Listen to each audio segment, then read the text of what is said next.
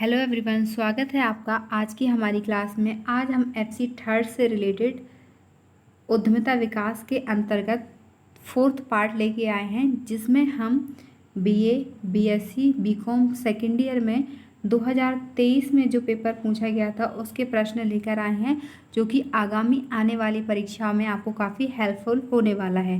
क्योंकि कहीं ना कहीं क्वेश्चन वही के वही रिपीट किए जाते हैं, बस उनका थोड़ा सा पैटर्न बदल दिया जाता है। वैसे भी एनईपी 2020 में बहुत सारे परिवर्तन किए गए हैं, जिसमें मुख्य परिवर्तन रखा गया है कि आधार पाठ्यक्रम के सभी विषयों को ऑब्जेक्टिव कर दिया गया है। तो हमारे लिए ऑब्जेक्टिव प्रश्न को पढ़ना बहुत ही ज़रूरी हो गया है। तो आधार पाठ्यक्रम के अंतर्गत आज हम फोर्थ पार्ट में 2023 के प्रश्न पत्र को हल करेंगे। तो स्वागत है आपका हमारे चैनल पर, जिसका नाम है इकोनॉमिक्स बाय सुशीला मैम। आज का हमारा पहला प्रश्न है, उद्यमिता के लिए नव प्रवर्तन है। ऑप्शन है पहला आवश्यक, दूसरा अनावश्यक, तीसरा ऐच्छिक और चौथा महत्वहीन। तो ऑप्शन नंबर ए हमारा सही हो जाएगा, आवश्यक। उद्यमिता के लिए नव प्रवर्तन सबसे ज़्यादा आवश्यक है, क्योंकि उद्यमिता से तात्पर्य उद्योग के नवीन स्वरूप से है, जो उद्यमिता के नए परिवर्तन को लेके आती है। अर्थात नए विचार, नए संसाधन, नई तकनीक आदि का प्रयोग किया जाता है। किसी भी राष्ट्र के सामाजिक एवं आर्थिक विकास में उद्यमिता का निर्णायक एवं महत्वपूर्ण स्थान होता है। उद्यमी प्रवृत्तियों एवं कार्यों के कारण ही देश के संसाधन, आय की, संपदा की उपलब्धता, संसाधनों की उत्पादक कार्यों में लगना, नई तकनीक, नई प्रविधि एवं नए दृष्टिकोण को राष्ट्रहित के काम में लेके आते हैं। तो इस प्रश्न का हमारा सही जवाब हो जाएगा ऑप्शन नंबर ए, आवश्यक। प्रश्न नंबर 2 है, उद्यमिता एक नव प्रवर्तनकारी कार्य है। यह कथन किसका है? पहला मार्शल, दूसरा शुम्पेटर, तीसरा पीटर एफ ड्रकर और चौथा लॉक्स। तो इस प्रश्न का हमारा सही जवाब हो जाएगा ऑप्शन नंबर बी, शुम्पेटर।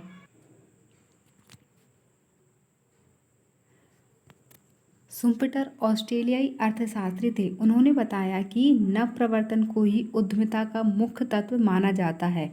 आर्थिक विकास की गतिशीलता उद्यमिता द्वारा प्रदत्त नए परिवर्तन, नए सुधार व नवाचार की प्रक्रिया पर ही निर्भर करती है। उद्यमिता द्वारा कुशल नेतृत्व प्रदान करने के कारण उद्यमी को आर्थिक अगुवा या फिर इकोनॉमिक लीडर माना जाता है, जो कहीं ना कहीं उद्योगों के लिए बहुत ही लाभकारी है। प्रश्न नंबर 3 है, उद्यमिता सभी व्यवसायों के लिए पहला आवश्यक है, दूसरा अनावश्यक है, तीसरा ऐच्छिक है और चौथा महत्वहीन है। तो ऑप्शन नंबर ए हमारा सही हो जाएगा, आवश्यक है। उद्यम का प्रबंध करना भी उद्यमिता का एक महत्वपूर्ण गुण है। उसे मानव, माल, वित्त, माल का उत्पादन तथा सेवाएं सभी का प्रबंध करना होता है।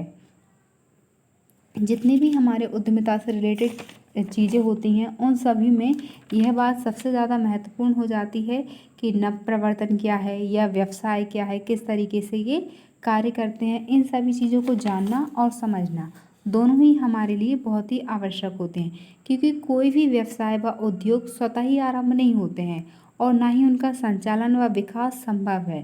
प्रत्येक उपक्रम चाहे छोटा हो या बड़ा हो, विकास की क्रमगत आवश्यकताओं की पृष्ठभूमि पर उसके स्वामी का प्रवर्तक या उद्यमी के अर्थक प्रयास के योगदान की लंबी कहानी होती है। तब कहीं जाके किसी उद्योग का विकास संपूर्ण रूप से होता है।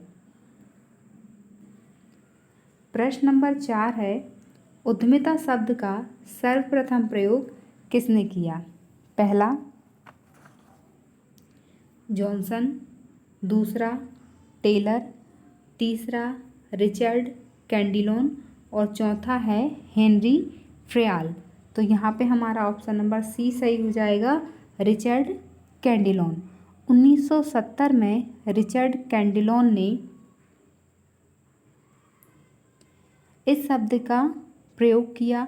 उन्होंने इसमें उद्यमी को परिभाषित करने के लिए एक व्यावसायिक उद्यम के व्यक्तिगत वित्तीय जोखिम को सहन करने की बात बताई कि किस तरीके से एक जो व्यवसायी होता है, एक जो उद्यमी होता है, किसी भी व्यवसाय को प्रारंभ करने का जोखिम उठाता है, क्योंकि इसमें सबसे महत्वपूर्ण बात होती है कि हमें पूंजी का निवेश करना है और निवेश में लाभ और हानि दोनों को ही स्थिति बनती है। तो हमें इस बात का अंदेशा नहीं होता है कि आगे जाके हमें व्यवसाय में लाभ होने वाला है या हानि होने वाली है। तो किस तरीके से हमें व्यवसाय चलाना है, ये हमारे लिए काफ़ी महत्वपूर्ण हो जाता है। प्रश्न नंबर 5 है, परंपरागत समाज में उद्यमी होता है पहला जोखिम वहन करता, दूसरा साधन संगठक, तीसरा पेशेवर व्यक्ति और चौथा उपरोक्त सभी। इस प्रश्न का सही जवाब है ऑप्शन नंबर ए, जोखिम वहन करता। जेबी से के अनुसार उद्यमी वह व्यक्ति है जो आर्थिक संसाधनों को उत्पादकता एवं लाभ के क्षेत्रों से उच्च क्षेत्रों की ओर हस्तांतरित करता है और उत्पादन के विभिन्न साधनों का एक उत्पादक इकाई के रूप में संगठन एवं संयोजन भी करता है। तो ये सारी की सारी चीज़ें एक रिस्क के रूप में हमारे सामने होती हैं, जिसे ही हम किस रूप में जानते हैं, जोखिम वहनकर्ता के रूप में जानते हैं कि परंपरागत समाज में उद्यमी एक जोखिम वहनकर्ता के रूप में होता है, क्योंकि हर एक व्यक्ति ये साहस नहीं कर पाता है कि वह निवेश करके रिस्क ले सके। प्रश्न नंबर 6 है, निम्नलिखित में से कौन सा गुण उद्यमी का गुण है? पहला आत्मविश्वास, दूसरा जोखिम वहन करने की क्षमता, तीसरा नेतृत्वशीलता और चौथा उपरोक्त सभी। तो ऑप्शन नंबर डी हमारा सही हो जाएगा, उपरोक्त सभी। जो भी व्यवसायी होता है वो आत्मविश्वास से भरा होता है, उसके व्यवसाय में लाभ हो रहा है, हानि हो रहा है, कच्चे माल की कीमतें बढ़ रही हैं, किसी भी प्रकार का कोई भी कठिनाई उसके सामने आ रही है, उसके बाद भी उसमें भरपूर आत्मविश्वास भरा होता है कि मैं ये कार्य कर सकता हूँ। आप किसी भी कार्य को करते हैं तो उसमें हमारा सेल्फ कॉन्फिडेंस बहुत इम्पॉर्टेंट होता है कि किस तरीके से आप अपने आप को परफॉर्म करते हैं। तो चूँकि यहाँ तो हम क्या कर रहे हैं, निवेश कर रहे हैं, तो निवेश में किसी प्रकार का रिस्क हो सकता है, तो व्यक्ति का आत्मविश्वासी होना बहुत ज़रूरी है। दूसरे नंबर पे आता है हमारा जोखिम वहन करने की क्षमता। तो जब हम उद्योग के व्यवसाय में कदम रखते हैं, जब हम इस ओर आगे बढ़ते हैं, तो हम पहले ही ये निर्णय लेके एक रिस्क ले चुके होते हैं कि हमें व्यवसाय प्रारंभ करना है।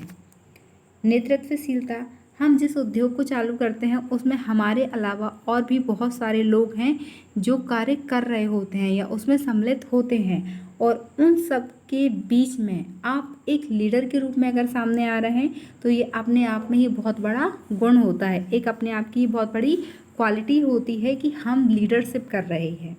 तो ये सारे के सारे विकल्प जो हैं वो सही हो जाएंगे कि उद्यमी जो है वो आत्मविश्वास से भरा होता है, जोखिम वहन करने की क्षमता रखता है, नेतृत्वशीलता उसके अंदर बहुत ज़्यादा होती है। तो ये सभी विकल्प हमारे सही हो जाएंगे। प्रश्न नंबर 7 है,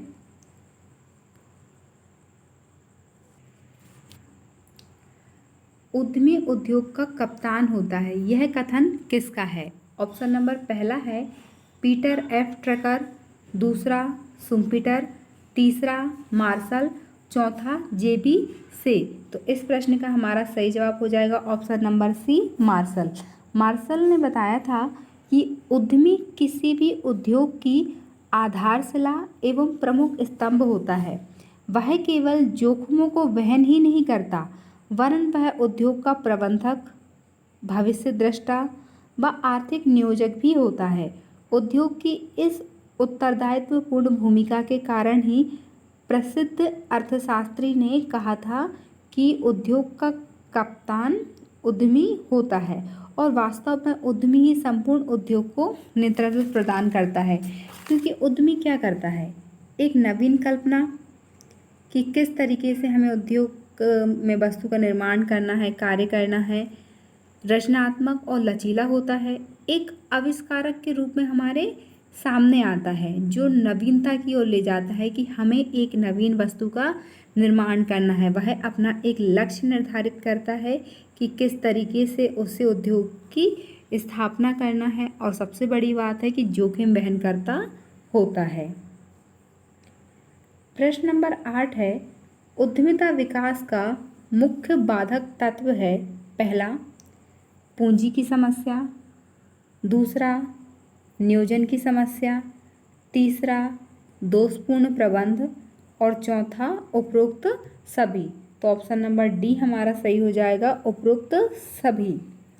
अब बात आती है कि एक उद्यमिता के अंतर्गत जो भी व्यवसायी वर्ग या जो भी एक व्यक्ति अपना नया व्यवसाय चालू कर रहा है, सबसे मुख्य समस्या होती है कि पैसा कहाँ से आएगा।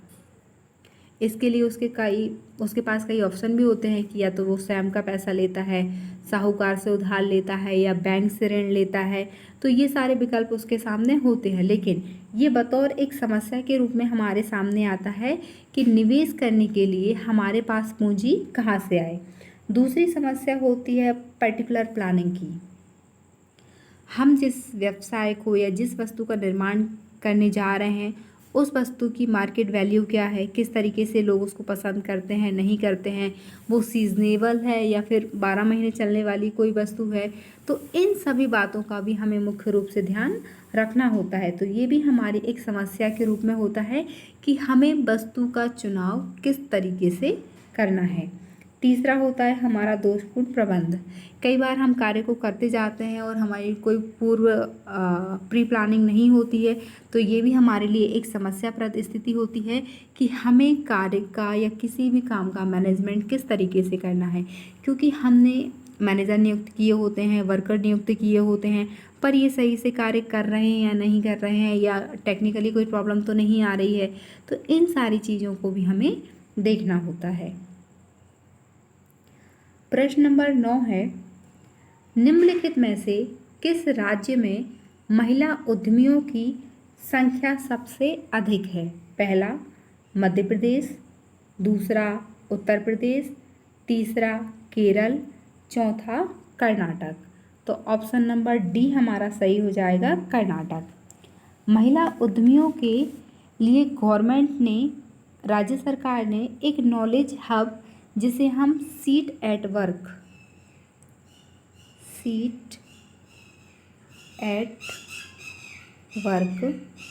ये एक हब का निर्माण किया गया है।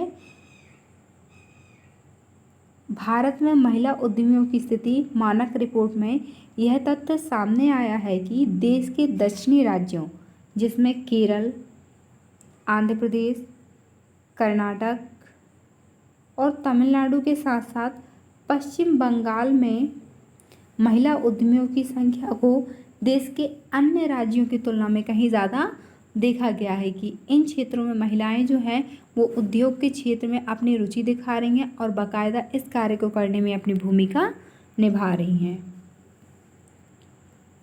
प्रश्न नंबर 10 है, महिला उद्यमिता की प्रमुख समस्या है। पहला, शिक्षा, दूसरा, सरकारी अनुदान, तीसरा, सामाजिक परंपराएं और चौथा है उपरोक्त सभी। तो ऑप्शन नंबर डी हमारा सही हो जाएगा। भारतीय महिलाओं की उद्योग के प्रति सबसे बड़ी समस्या है कि उन्हें इस चीज़ का ज्ञान नहीं होता है, क्योंकि स्टार्टिंग से ही उन्होंने कभी उद्योग में किसी प्रकार का कार्य नहीं किया है या फिर उनको कार्य करने का मौका नहीं मिला है। तो ये हमारी एक समस्या के रूप में सामने आता है कि किस प्रकार से एक महिला उद्यमी होने के नाते हम इस चीज़ की शिक्षा प्राप्त कर सकें कि उद्योग को किस तरीके से चलाया जाता है, कैसे निवेश किया जाता है, या फिर उद्योग से संबंधित जो भी प्रबंध है वो किस तरीके से किए जाते हैं। हमें सरकारी अनुदान की जानकारी नहीं होती है या फिर सरकारी अनुदान किस तरीके से प्राप्त किया जाता है, उसकी क्या नियम शर्तें होती हैं, इन सब की जानकारी भी महिला उद्यमी को अधिकतर नहीं हो पाती है। और हमारे भारत देश की सबसे बड़ी समस्या सामाजिक परंपराएं। प्राचीन काल से ही महिलाओं को केवल घर गृहस्थी के कार्य दिए गए हैं, उनको किसी प्रकार के व्यवसाय या अन्य कार्य में आगे नहीं आने दिया गया है।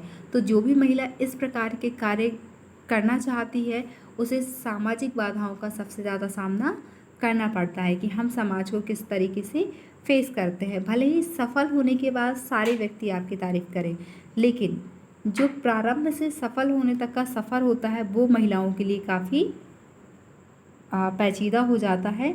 और सबसे बड़ी बात कि अगर एक महिला उद्योग स्थापित करती है तो चूंकि हमारे भारत देश में पुरुषों का आधिपत्य है तो इस वजह से भी महिला आगे नहीं आ पाती है।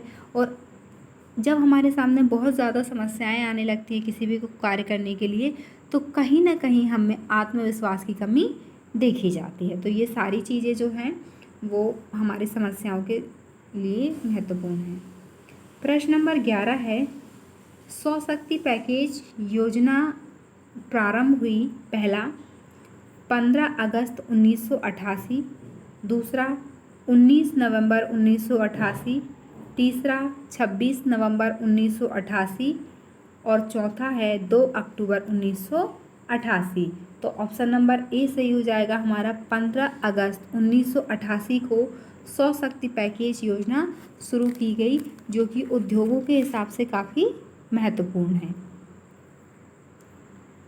प्रश्न नंबर 12 है, सेंट कल्याणी योजना द्वारा संचालित है। पहला भारतीय स्टेट बैंक, दूसरा पंजाब नेशनल बैंक, तीसरा सेंट्रल बैंक ऑफ इंडिया और चौथा है भारतीय रिजर्व बैंक। तो ऑप्शन नंबर सी हमारा सही हो जाएगा, सेंट्रल बैंक ऑफ इंडिया। सेंट कल्याणी योजना विनिर्माण और सेवा गति जैसे हथकरघा, बुनाई, हस्तशिल्प, डॉक्टर, चार्टेड अकाउंट, इंजीनियरिंग, कला साहित्य इत्यादि से संबंधित है।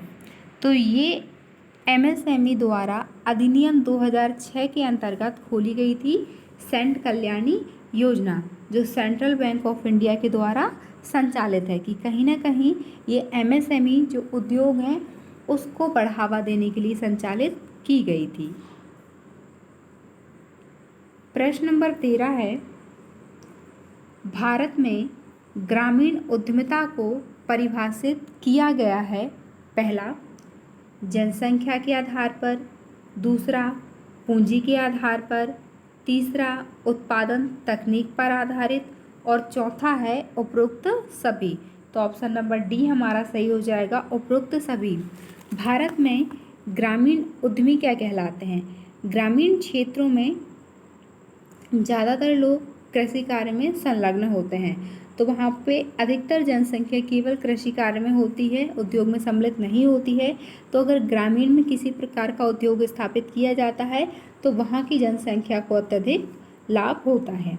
दूसरा आता है पूंजी के आधार पर। पूंजी के आधार पर भी ग्रामीण क्षेत्रों में उद्योगों को वर्गीकृत किया जाता है। और तीसरा है हमारा उत्पादन तकनीक पर आधारित। तो ये सभी विकल्प जो है हमारे सही हो जाएंगे। प्रश्न नंबर 14 है, लक्ष्य निर्धारण में उद्यमिता का होता है। पहला प्रारंभिक बिंदु, दूसरा अंतिम बिंदु, तीसरा प्रारंभिक तथा अंतिम बिंदु और चौथा है उपरोक्त में से कोई नहीं। तो ऑप्शन नंबर ए हमारा सही हो जाएगा, प्रारंभिक बिंदु। जब व्यावसायिक पेशेवर भविष्य के लिए विशिष्ट उद्देश्य बनाते हैं जिसमें दीर्घकालिक और अल्पकालिक दोनों लक्ष्यों को सम्मिलित। अगर हम सिर्फ लक्ष्य की बात करते हैं कि लक्ष्य क्या है तो प्रत्येक उद्यमी का मूल्य लक्ष्य उपक्रम की सफलतापूर्वक स्थापना करना होता है, उसे कुशलतापूर्वक संचालित करना और परिणाम में अधिकतम लाभ अर्जित करना होता है। इसके लिए उद्यमी द्वारा समस्त उद्यमी क्रियाएं निर्देशित की जाती हैं। लक्ष्य वे प्राप्ति योग्य अंतिम बिंदु हैं जिनकी ओर उद्यमी अपने प्रयत्नों तथा साधनों को निर्देशित करता है। प्रश्न नंबर 15 है, लक्ष्य प्राप्ति के लिए प्रेरणा के स्रोत हैं। पहला, लाभ, दूसरा ग्राहकों का निर्माण, तीसरा नव प्रवर्तन और चौथा उपरोक्त सभी। तो ऑप्शन नंबर डी हमारा सही हो जाएगा, उपरोक्त सभी। व्यावसायिक जगत की भीषण प्रतियोगिताएं, उत्पादन के बढ़ते हुए परिणाम और नई नई तकनीकों के विकास तथा उपक्रम में ये सबसे ज़्यादा महत्वपूर्ण हो जाता है कि हम किस प्रकार से अपने व्यवसाय को कर रहे हैं, क्योंकि व्यवसाय का आधार जो है हमारा निश्चित होना चाहिए कि किस आधार पर हम कर रहे हैं, नीतियों किस तरीके से निर्माण कर रहे हैं। लक्ष्य निर्धारण के अंतर्गत उद्यमी के द्वारा सर्वप्रथम संगठन के सामान्य उद्देश्यों का निर्धारण किया जाता है। ये उद्देश्य एवं लक्ष्य व्यापक, समन्वित, सामान्य, दीर्घकालीन तथा अल्पकालीन होना चाहिए। इनका निर्धारण उच्च प्रबंध के द्वारा किया जाता है। इसके अंतर्गत अगर हम देखें तो लाभदेयता, विपणन स्थिति, उत्पादकता, वस्तु की किस्म, कार्मिक प्रबंध, लोक उत्तरदायित्व इत्यादि सम्मिलित होते हैं।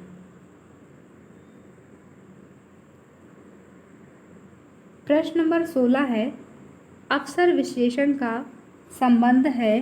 पहला, मांग विश्लेषण, दूसरा बाजार विश्लेषण, तीसरा तकनीकी विश्लेषण और चौथा है उपरोक्त सभी। तो ऑप्शन नंबर डी हमारा सही हो जाएगा, उपरोक्त सभी।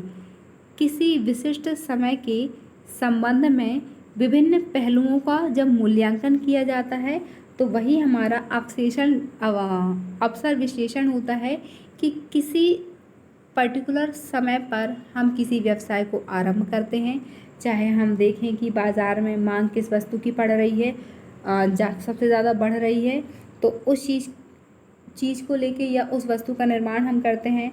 हम बाज़ार को देख लेते हैं कि बाज़ार स्थानीय है, राज्य स्तर का है, अंतर्राष्ट्रीय स्तर का है, किस तरीके का बाज़ार है, उस हिसाब से भी हम अपनी वस्तु का निर्माण करते हैं और मार्केट में उसको भेजते हैं।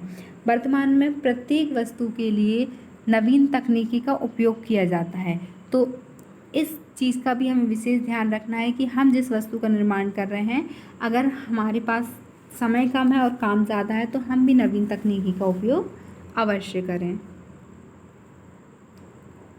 प्रश्न नंबर 17 है, परियोजना प्रतिवेदन में आवश्यकता होती है। पहला, अनुभव, दूसरा मस्तिष्क का उपयोग, तीसरा अनुभव तथा मस्तिष्क का उपयोग और चौथा है इनमें से कोई नहीं। तो ऑप्शन नंबर सी हमारा सही हो जाएगा, अनुभव तथा मस्तिष्क का उपयोग। परियोजना प्रतिवेदन बनाते समय हम इस बात का विशेष ध्यान रखते हैं कि हमने कार्य किस तरीके से किया हुआ है और उसका प्रतिवेदन का निर्माण हमें किस तरीके से करना है, क्योंकि हमारे द्वारा किए जाने वाले कोई भी कार्य का मूल्यांकन एक निश्चित परिमाप के अंतर्गत होता है। परियोजना प्रतिवेदन आरंभ किए जाने वाली प्रस्तावित परियोजना के संबंध में विभिन्न तथ्यों, सूचनाओं का विश्लेषण, सारांश किया जाता है। यह किसी परियोजना के संबंध में विनियोग अवसरों के निर्धारण, मूल्यांकन एवं नियोजन के पश्चात तैयार किया गया एक प्रलेख होता है, जिसे हम इंग्लिश में रिपोर्ट भी बोलते हैं। परियोजना के उद्देश्य में संक्षिप्त विवरण, वित्तीय संरचना, उपकरण, कच्चे माल, तकनीक, जितनी भी वस्तुएं या आपने उपयोग की होती हैं उन सभी का लेखा जोखा प्रतिवेदन होता है। अगर हम इसे शॉर्ट रूप में देखें तो परियोजना प्रतिवेदन किसी फर्म अथवा उद्यमी के द्वारा प्रारंभ की जाने वाली परियोजना की विभिन्न क्रियाओं का उनकी तकनीकी, वित्तीय, वाणिज्यिक एवं सामाजिक व्यवहार्यताओं का एक लिखित लेखा होता है। प्रश्न नंबर 18 है,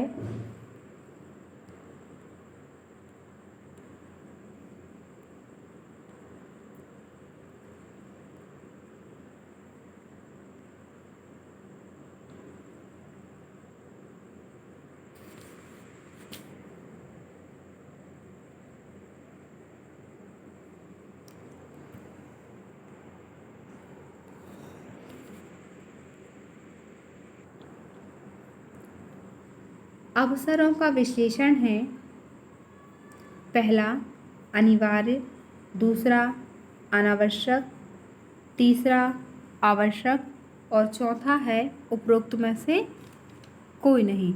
तो ऑप्शन नंबर ए हमारा सही हो जाएगा, अनिवार्य। अब अवसरों का विश्लेषण आवश्यक क्यों है? अपॉर्चुनिटी। अगर हमें किसी भी कार्य को करने का अवसर मिलता है तो इसका मतलब है कि हमें अपने आप को प्रदर्शित करने का एक मौका मिल रहा है, और उस मौके पर हम जितना अच्छा कार्य करते हैं उद्योग के लिए उतना ही ज़्यादा अच्छा होता है। क्योंकि मार्केट में एक बार निवेश करने के बाद ऐसा नहीं है कि आज आपने मार्केट में पैसा निवेश किया और तुरंत ही निकाल लिया। जब हम किसी व्यवसाय का प्रारंभ करते हैं तो उसका गहन अध्ययन करते हैं कि किस प्रकार से हमें व्यवसाय को प्रारंभ करना है, कच्चे माल की व्यवस्था कहाँ से करना है, या फिर ये पूर्वानुमान लगा लिया जाता है कि आगामी संभावित परिणाम क्या हो सकते हैं। प्रश्न नंबर 19 है, परियोजना प्रतिवेदन में सम्मिलित होता है पहला निर्माण प्रक्रिया, दूसरा लाभ की गणना, तीसरा वस्तु की बाजार स्थिति और चौथा है उपरोक्त सभी। तो ऑप्शन नंबर डी हमारा सही हो जाएगा, उपरोक्त सभी। परियोजना प्रतिवेदन में निर्माण प्रक्रिया में किन किन चीज़ों को सम्मिलित किया गया है, इन सबको देखा जाता है। प्रश्न नंबर 20 है, परियोजना का प्रारंभिक मूल्यांकन किया जाता है पहला प्रवर्तकों द्वारा, दूसरा फर्म द्वारा, तीसरा प्रबंधकों द्वारा और चौथा है उपरोक्त में से कोई नहीं। तो ऑप्शन नंबर ए हमारा सही हो जाएगा, प्रवर्तकों द्वारा। यहाँ पे हम परियोजना मूल्यांकन की बात कर रहे हैं। परियोजना तैयार करने के बाद उसकी सुदृढ़ता का मूल्यांकन करना आवश्यक होता है, जिसमें परियोजना की आर्थिक, तकनीकी या वित्तीय दृष्टि से जांच परख सम्मिलित है। परियोजना व्यवहारिक है या नहीं, इस बात के अध्ययन के लिए भी हम विभिन्न पहलुओं पर गहराई से विचार करते हैं, जैसे वित्त, विपणन, तकनीकी तथा परियोजना की लागत, लाभ, लाभदायकता आदि के बारे में भी विशिष्ट अनुमान लगाया जाता है। इसका उद्देश्य सीमित कोषों का विभिन्न वैकल्पिक विनियोजन अवसरों में विवेकपूर्ण आवंटन करना है, ताकि विशिष्ट निर्धारित लक्ष्य तथा लक्ष्यों की प्राप्ति हो सके।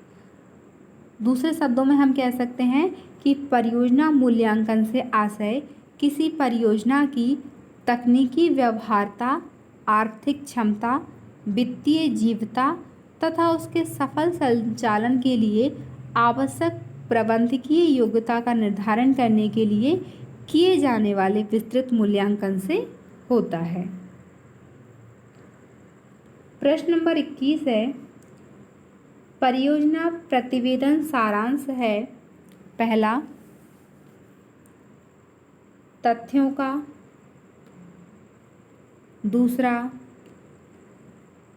सूचनाओं का, तीसरा विश्लेषण का और चौथा उपरोक्त सभी का। तो ऑप्शन नंबर डी हमारा सही हो जाएगा कि परियोजना प्रतिवेदन का सारांश जो है वो इन सभी में सम्मिलित होता है।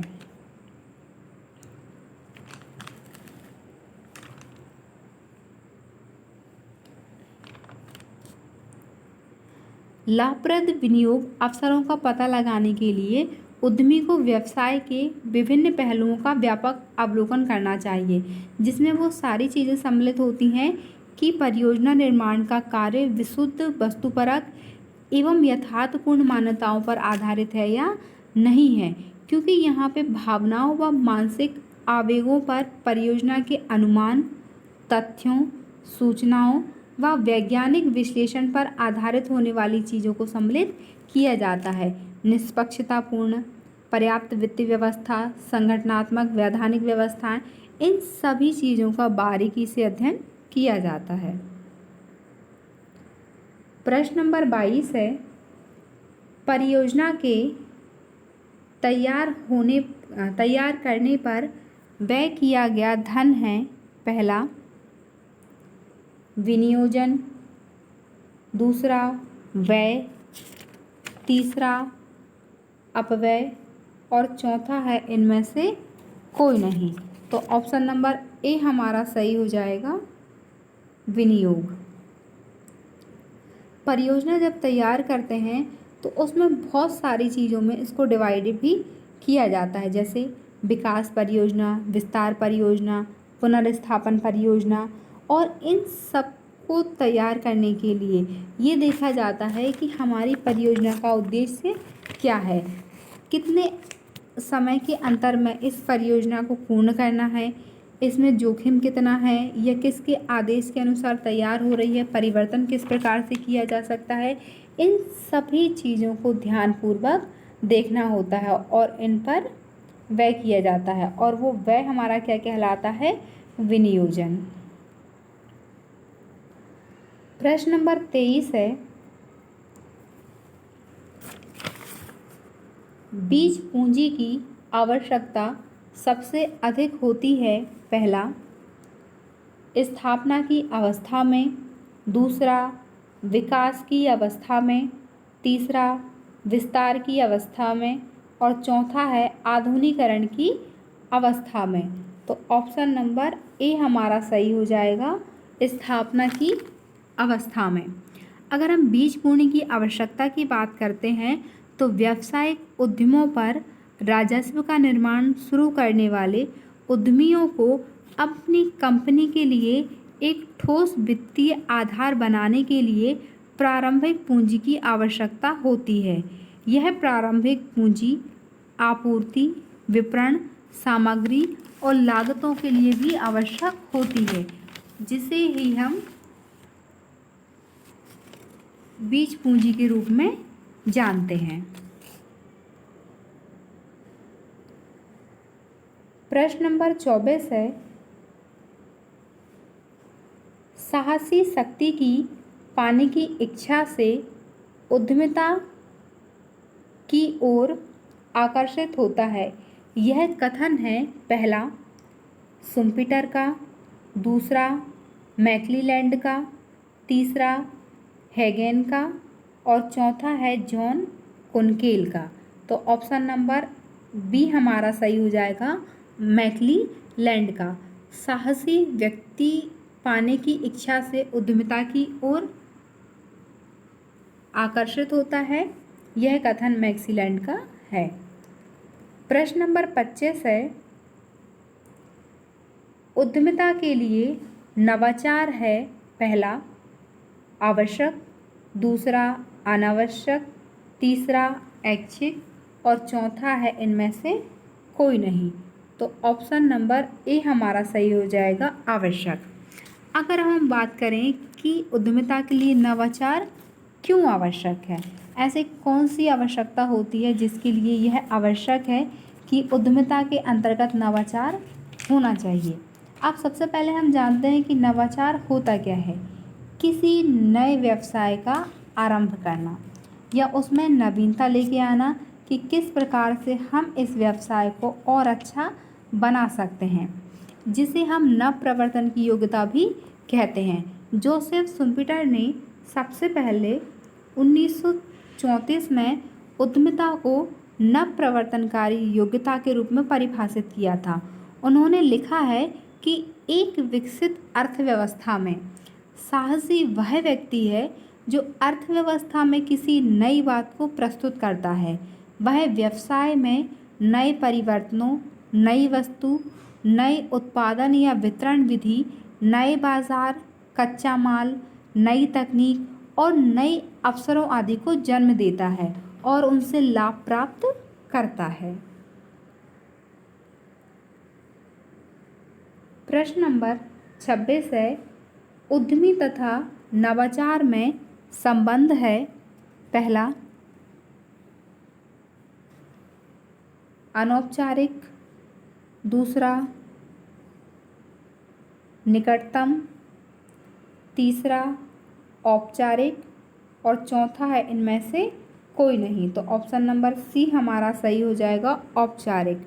उद्यमी तथा नवाचार में औपचारिक संबंध है।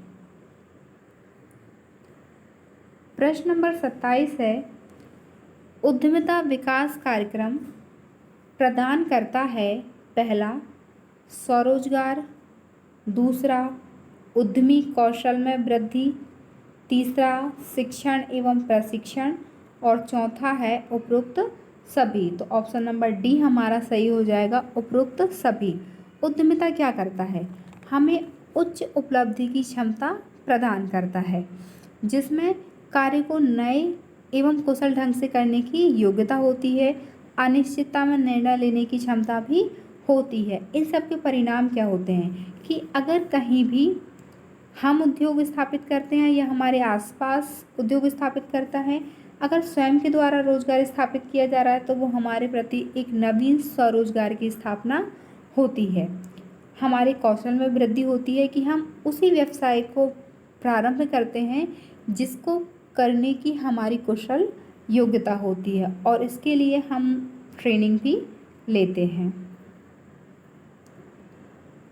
प्रश्न नंबर 28 है, उद्यमिता विकास कार्यक्रम प्रदान करता है पहला बेरोजगारी, दूसरा रोजगार, तीसरा बेईमानी और चौथा भ्रष्टाचार। तो ऑप्शन नंबर बी हमारा सही हो जाएगा, रोजगार। उद्यमिता विकास कार्यक्रम के अंतर्गत रोजगार प्राप्त होता है। अगर हमारे द्वारा व्यवसाय आरंभ किया गया है तो ये हमारे स्वयं का विकास होता है, लेकिन हमारे द्वारा जो उद्योग स्थापित किया गया है उसमें आसपास के क्षेत्रों के लोगों को भी व्यवसाय प्राप्त होता है, यानी कि हम क्या कर रहे हैं, दूसरे लोगों को भी रोजगार प्रदान कर रहे हैं। प्रश्न नंबर 29 है,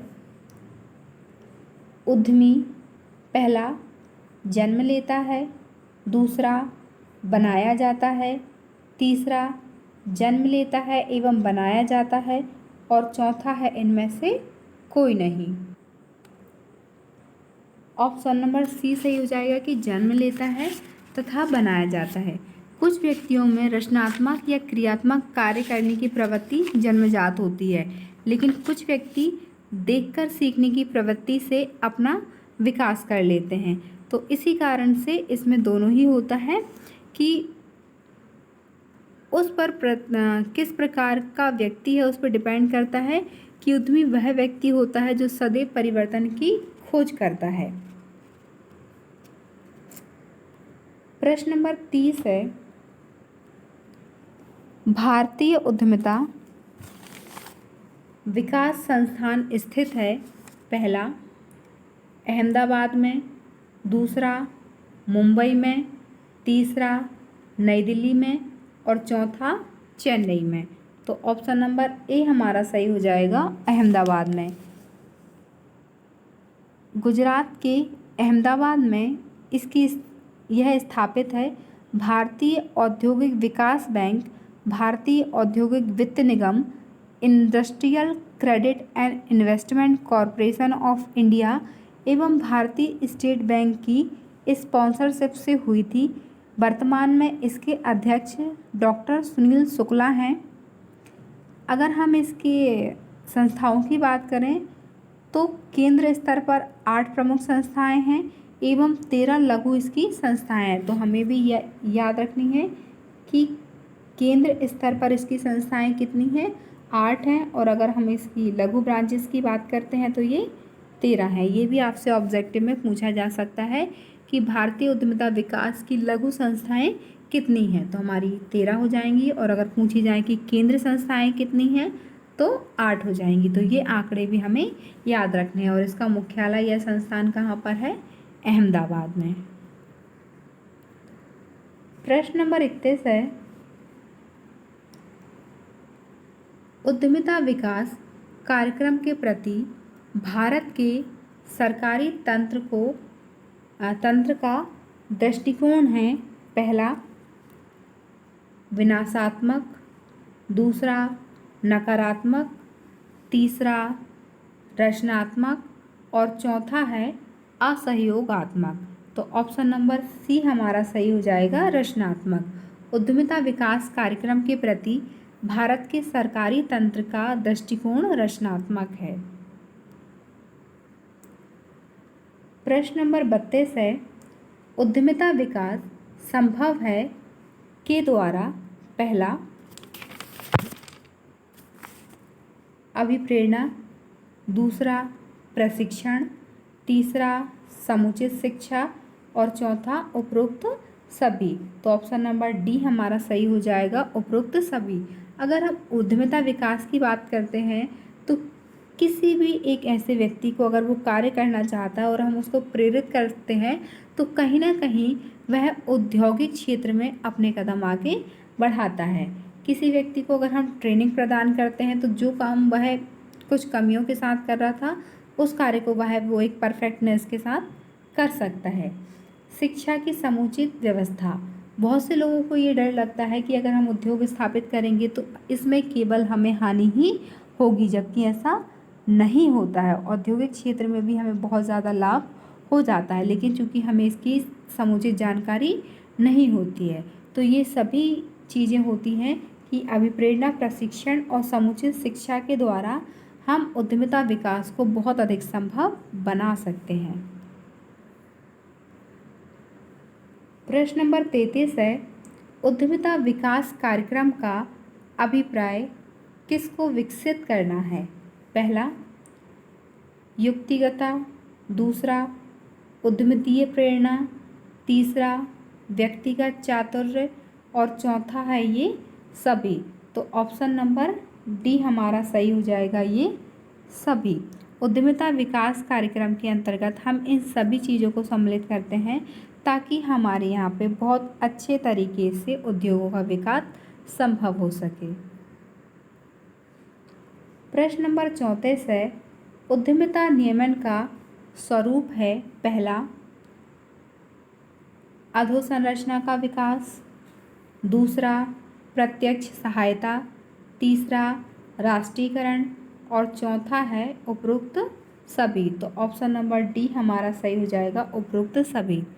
अगर हम भारत में इकोनॉमी की बात करते हैं कि किस तरीके से किस सेक्टर का हमारी अर्थव्यवस्था में कितना योगदान है, तो हम देखते हैं कि जो प्राइमरी सेक्टर है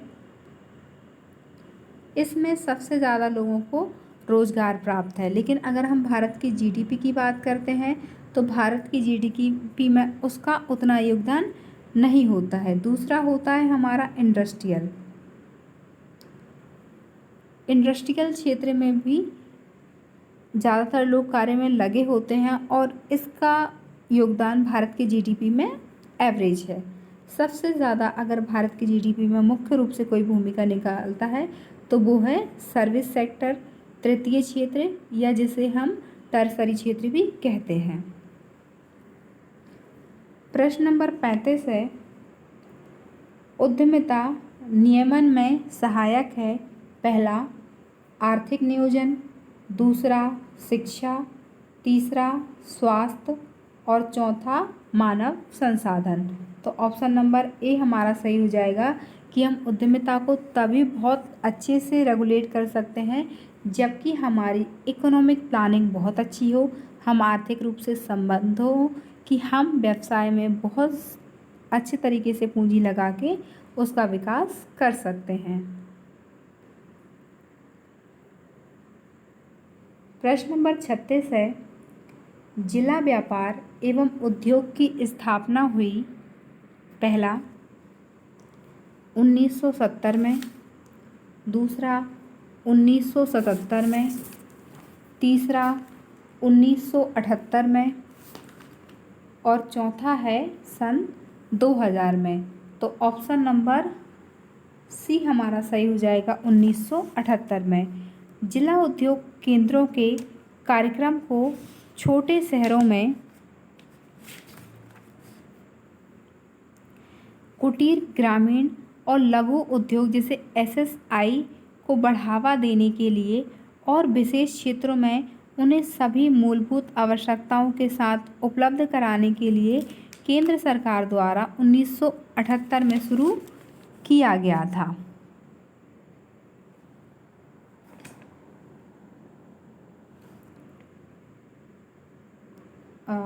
इसका सही आंसर 1977 है।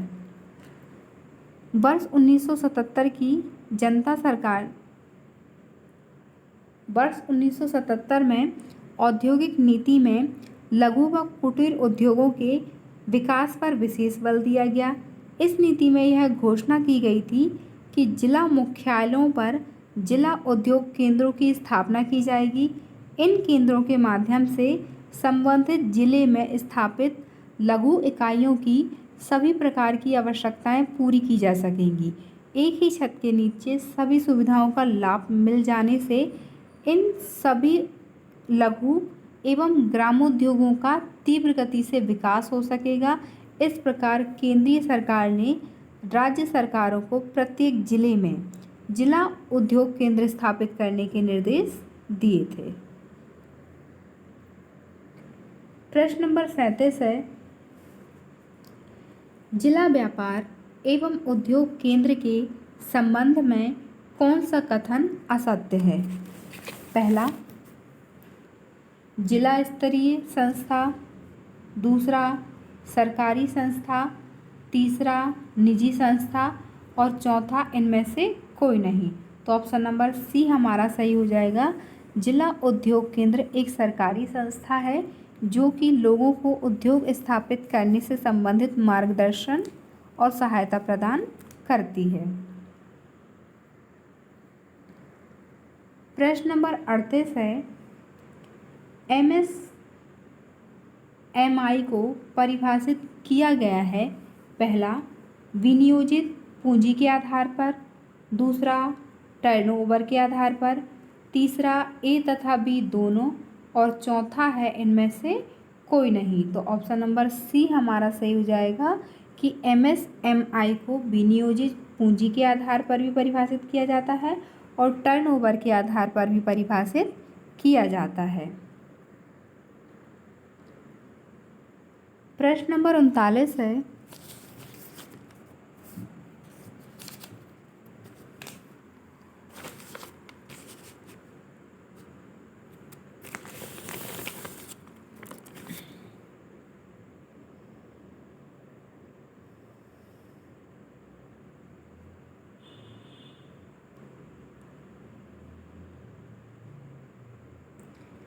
प्रदूषण नियंत्रण मंडल स्थापित किया गया था। पहला 1974 में, दूसरा 1981 में, तीसरा 1976 में और चौथा है 1980 में। तो ऑप्शन नंबर इसका बी सही हो जाएगा 1981 में। अब इसमें थोड़ा सा कन्फ्यूज़न भी है तो वो मैं आपको क्लियर कर देती हूँ। अगर हम केंद्रीय प्रदूषण नियंत्रण मंडल की बात करते हैं तो जल प्रदूषण निवारण अधिनियम 1974 में आया था और इसी अधिनियम के तहत 1981 में प्रदूषण नियंत्रण बोर्ड की स्थापना की गई थी। चूँकि यहाँ पर प्रदूषण नियंत्रण मंडल की स्थापना के बारे में पूछा गया है तो इसको हम वायु प्रदूषण से रिलेट करते हैं तो ये 1981 हो जाएगा। लेकिन अगर अधिनियम की बात करते हैं तो ये अधिनियम 1974 के अंतर्गत जिसमें कि जल प्रदूषण को सम्मिलित किया गया था उसमें आया था। इस अधिनियम के अंतर्गत दायित्वों का भार भी मध्य प्रदेश प्रदूषण निवारण बोर्ड को सौंपा गया। इस अधिनियम के अंतर्गत संपूर्ण मध्य प्रदेश को वायु प्रदूषण नियंत्रण क्षेत्र घोषित किया गया एवं नियंत्रण क्षेत्र के प्रत्येक उद्योग को वायु सम्मति आवश्यक कर दी गई। प्रश्न नंबर 40 है, खाद्य एवं औषधि विभाग अधीन कार्य करता है। पहला जन स्वास्थ्य एवं परिवार कल्याण विभाग, दूसरा स्वास्थ्य विभाग, तीसरा परिवार कल्याण विभाग और चौथा है उपरोक्त में से कोई नहीं। तो ऑप्शन नंबर ए हमारा सही हो जाएगा, जन स्वास्थ्य एवं परिवार कल्याण विभाग। मध्य प्रदेश का खाद्य एवं औषधि प्रशासन विभाग मध्य प्रदेश शासन के लोक स्वास्थ्य एवं परिवार कल्याण विभाग के अंतर्गत एक स्वतंत्र विभाग है। यह 1 अप्रैल 1980 को स्वतंत्र रूप से अस्तित्व में आया। इसका मुखिया संचालक खाद्य एवं औषधि प्रशासक होता है, जो भारतीय प्रशासनिक सेवा IAS का एक अधिकारी होता है।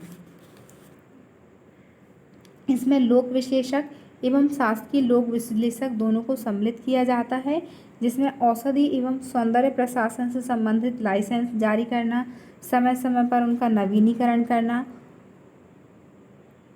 इन सभी की देखरेख, औषधियों के वितरण से संबंधित लाइसेंस और निर्माण लाइसेंस जारी करना और मॉनिटरिंग करना, खाद्य वस्तुओं के निर्माण तथा औषधि निर्माण से संबंधित इकाइयों के उत्पादन, विक्रय, वितरण, ब्लड बैंक, निजी परीक्षण प्रयोगशालाओं को खोलने एवं संचालित करने आदि से संबंधित भी था।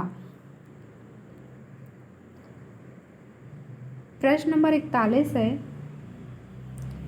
आत्मनिर्भर भारत अभियान के कितने स्तंभ हैं? पहला 2, दूसरा 3, तीसरा 4 और चौथा 5। तो ऑप्शन नंबर डी हमारा सही हो जाएगा 5। आत्मनिर्भर भारत के स्तंभों की अगर हम बात करते हैं तो 5 स्तंभ हैं। पहला अर्थव्यवस्था,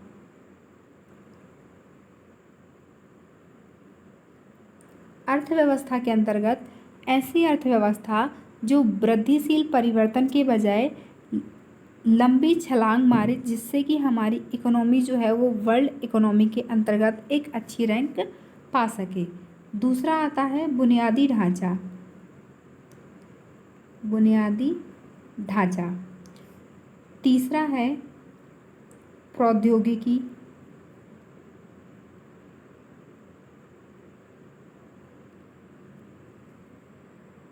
चौथा है डेमोग्राफी,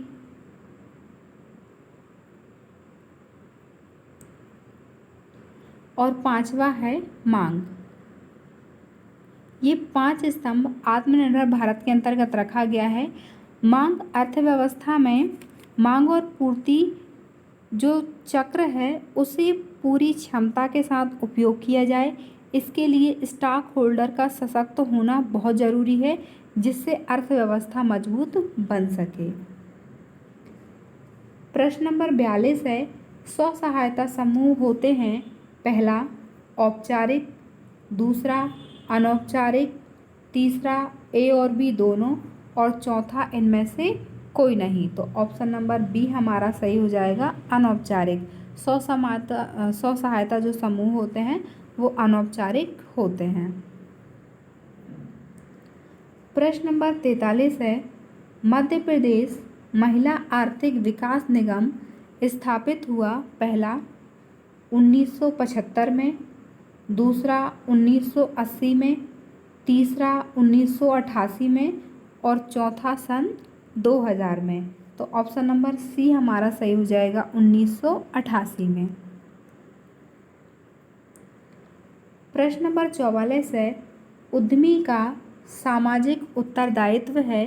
पहला उपभोक्ता के प्रति, दूसरा सरकार के प्रति, तीसरा स्वयं के प्रति और चौथा है इनमें से सभी के लिए।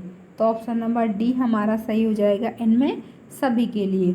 उद्यमी का जो सामाजिक दायित्व होता है वो उपभोक्ता के लिए भी होता है, सरकार के लिए भी होता है और स्वयं के प्रति भी होता है। प्रश्न नंबर 45 है, उद्यमी कौन सा कार्य प्राथमिकता से करता है?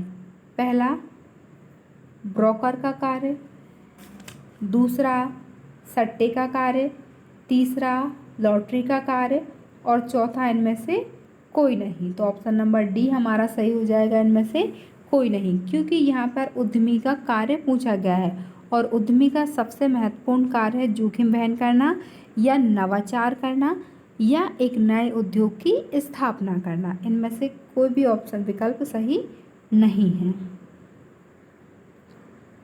प्रश्न नंबर 46 है, महिला उद्यमिता के लिए भावी संभावना किस क्षेत्र में है? पहला, मिट्टी के बर्तन बनाना, दूसरा खिलौना बनाना, तीसरा ब्यूटी पार्लर और चौथा उपरोक्त सभी।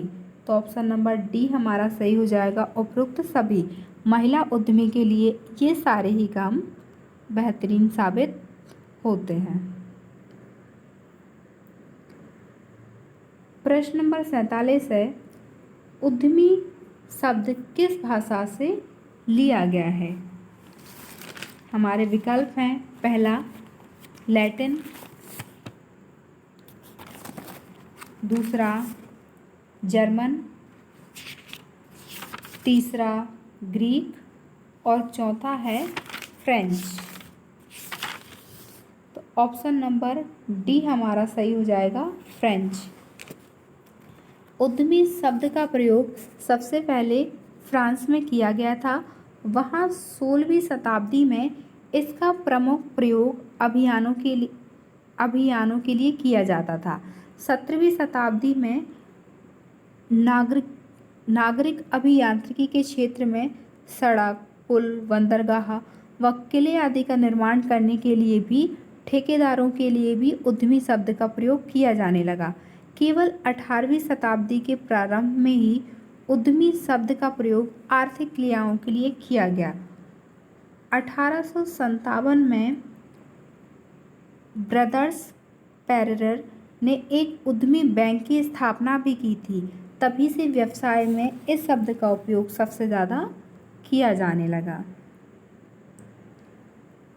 प्रश्न नंबर 48 है, निम्नलिखित में से कौन सा सफल उद्यमी है? हमारे ऑप्शन हैं, पहला बाबा आमटे, दूसरा कपिल देव, तीसरा जमशेदजी टाटा और चौथा है किरण बेदी। तो ऑप्शन नंबर सी हमारा सही हो जाएगा, जमशेदजी टाटा। हम बाकी चीज़ों को भी देख लेते हैं कि किसका क्या है। अगर हम बाबा आमटे की बात करते हैं तो यह एक समाज सेवी थे जिन्होंने आनंद वन की स्थापना की हुई थी, इसलिए यह प्रसिद्ध हैं। कपिल देव एक भारतीय क्रिकेट जगत में, अगर आप कपिल देव को नहीं जानते तो आप क्रिकेट के बारे में कुछ भी जानकारी नहीं रखते हैं, क्योंकि ये फेमस इंडियन क्रिकेटर थे।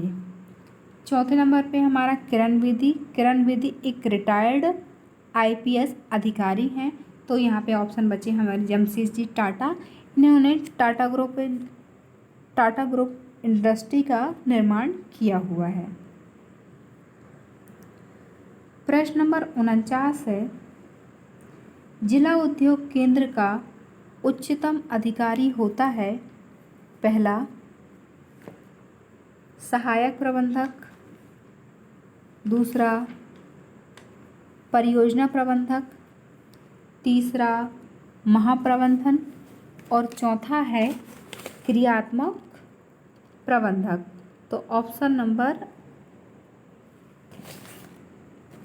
सी सही हो जाएगा हमारा, महाप्रबंधक।